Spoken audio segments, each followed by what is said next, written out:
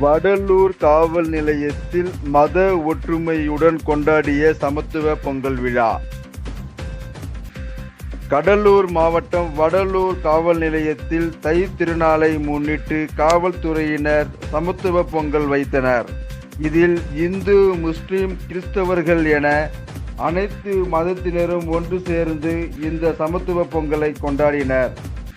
வடலூர் காவல் ஆய்வாளர் உதயகுமார் தலைமையில் நடைபெற்ற சமத்துவ பொங்கல் விழாவில் சிறப்பு அழைப்பாளராக நெய்வேலி சரக துணை காவல் கண்காணிப்பாளர் சபியுல்லா அவர்கள் கலந்து கொண்டனர்.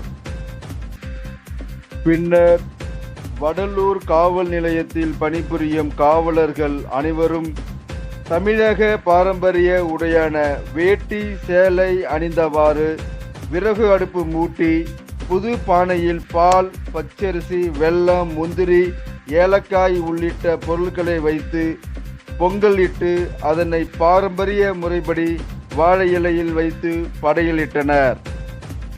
இதனைத் தொடர்ந்து நிகழ்ச்சியில் கலந்து கொண்ட இந்து, முஸ்லிம், கிறிஸ்தவர் உள்ளிட்டவர்களுக்கு பொங்கல் வழங்கப்பட்டது. பின்னர் ஒருவருக்கொருவர் தை திருநாள் வாழ்த்துக்களை பகிர்ந்து கொண்டனர். மனித உறுதி ஈடிவி செய்திகளுக்காக குறிஞ்சிப்பாடி செய்தியாளர் டி. தனுஷ். இதுபோல் அனைத்து செய்திகளையும் காண மனித உறுதி ஈடிவி சேனலை தவறாமல் பார்க்கவும். பொங்கலே